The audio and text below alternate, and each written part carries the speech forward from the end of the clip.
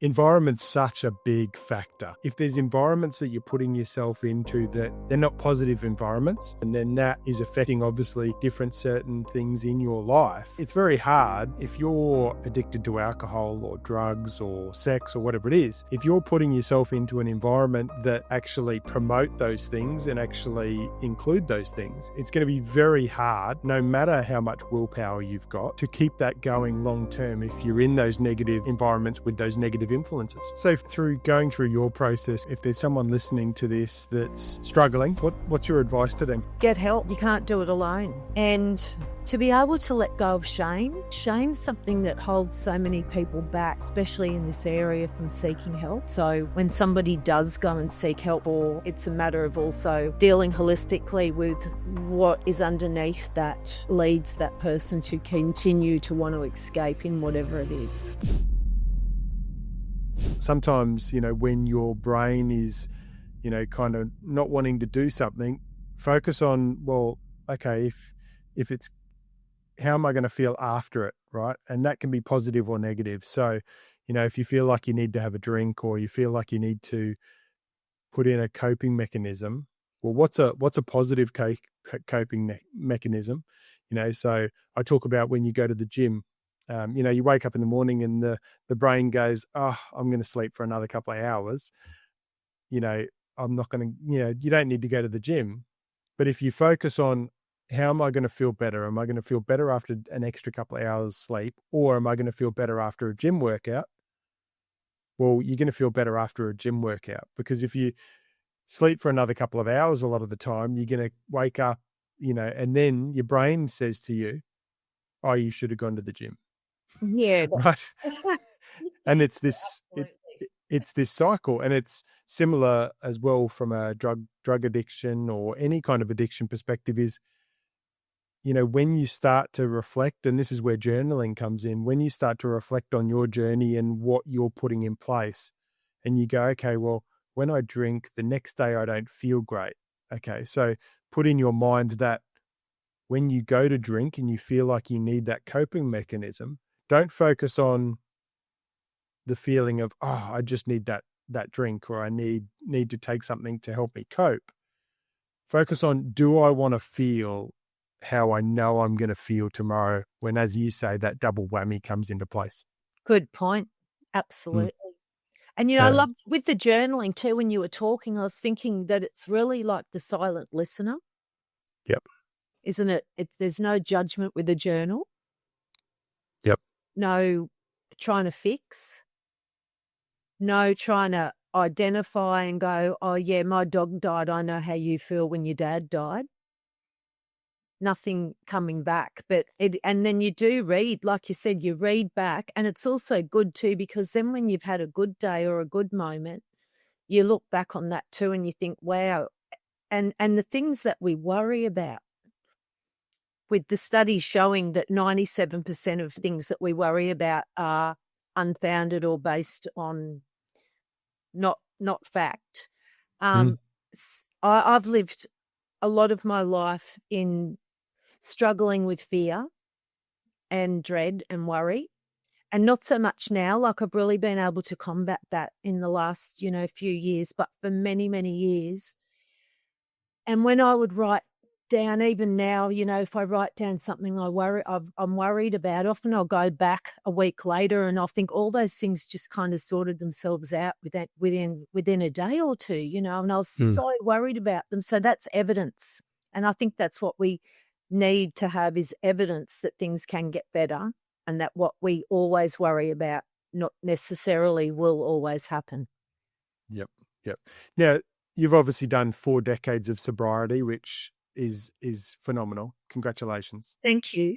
And I know through that time, as you said, back in COVID, there's been some tough times as well. Yeah. But when you made that decision, or you got to that point, day one of sobriety where you didn't have a drink, was it like a process where you did, okay, I'm not going to drink today, and then one day turned into 2 days, turned into a week, turned into a month? Like, what was the process that you went through personally? Steve, for me, it had been a bit of a it was a very, very fast decline with my drinking. I'd been addicted to prescription medication from the age of 10 due to some very traumatic events. I was put under the care of a psychiatrist. And when I picked up my first drink at 15, I could never stop at one. So I just got plastered every time. And I always set out to just have that couple of drinks.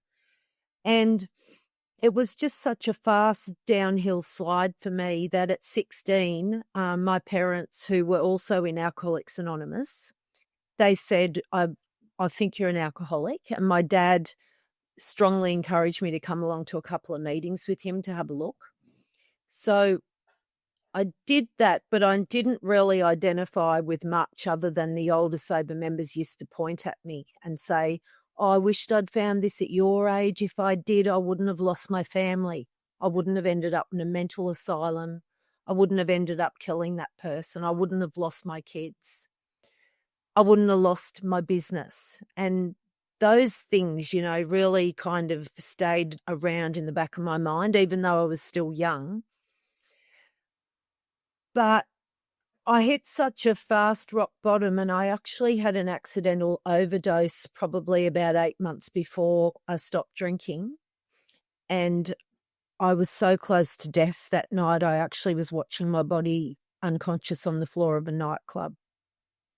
And I was begging God to let me live. And I said, if you let me live, I will become honest and tell my parents the exact extent of my alcoholism and pill abuse.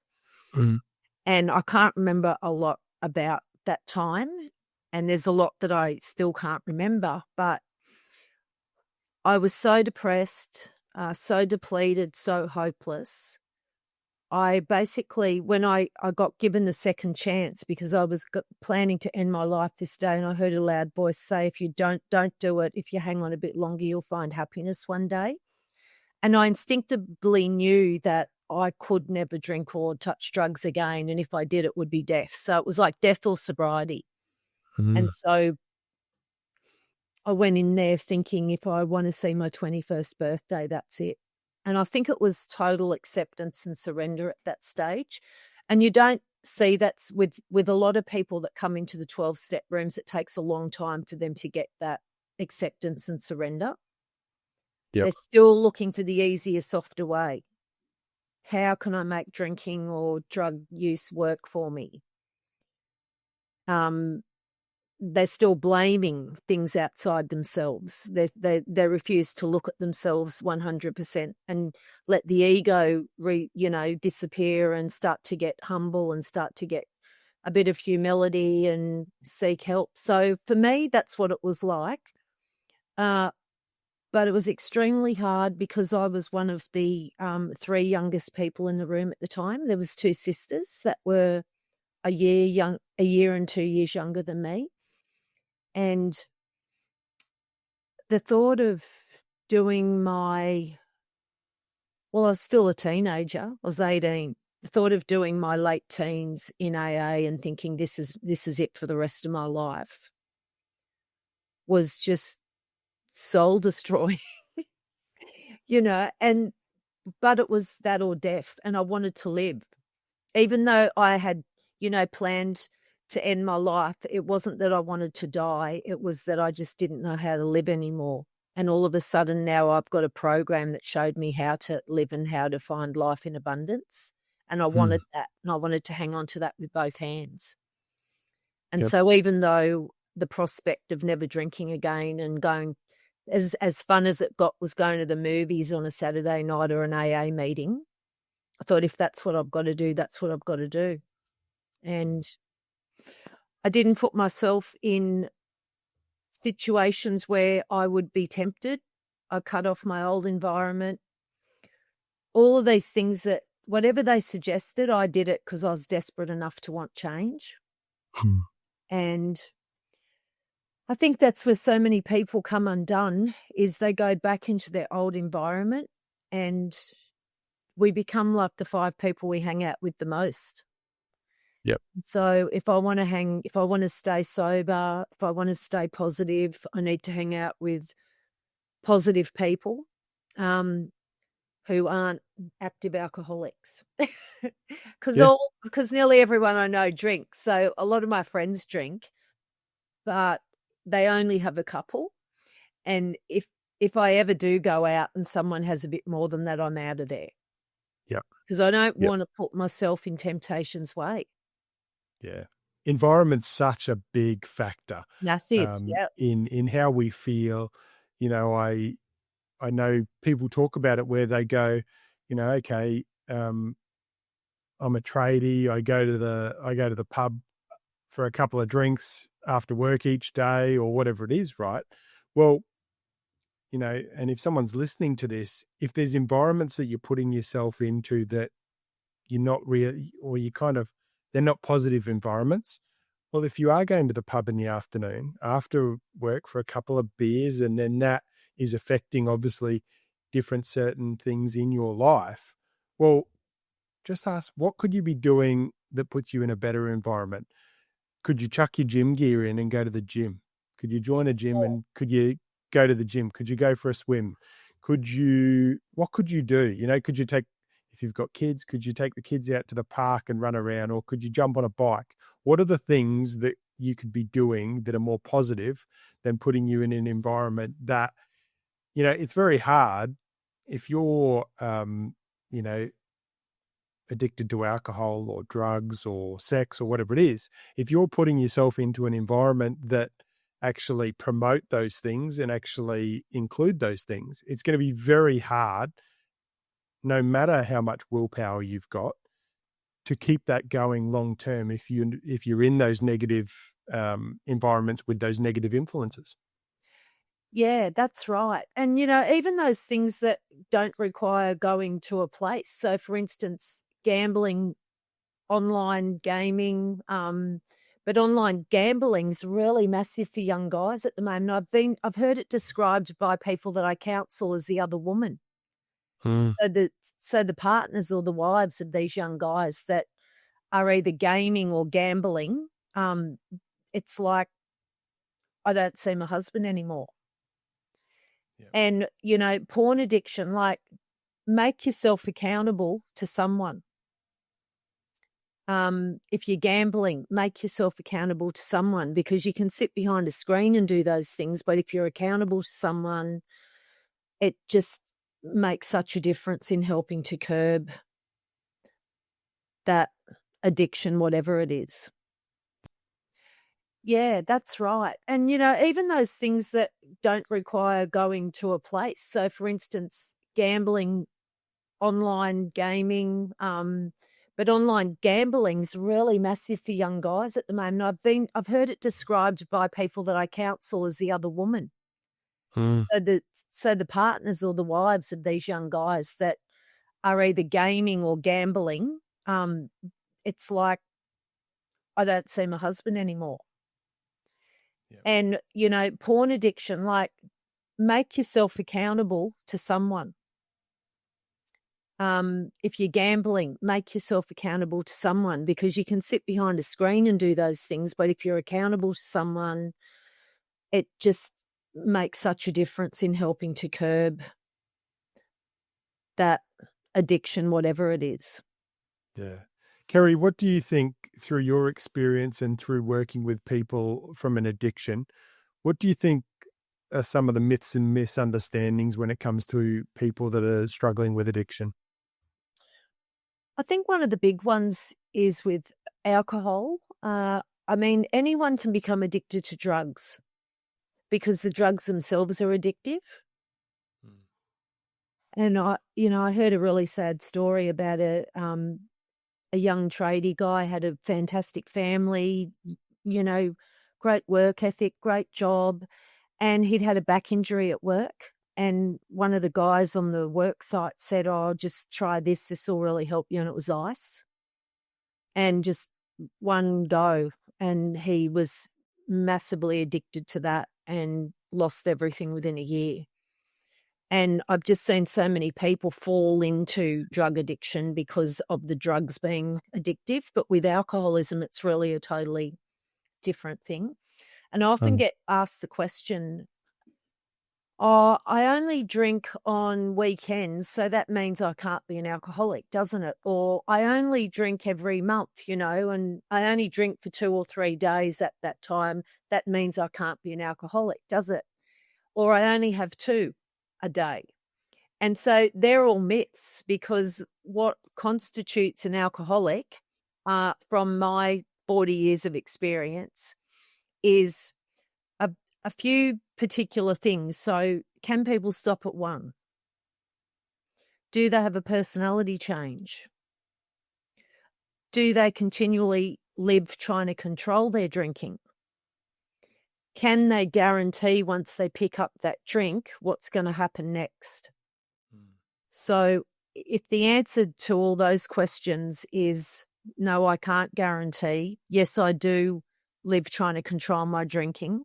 Yes, I do have a personality change. And yes, I can't stop at one drink.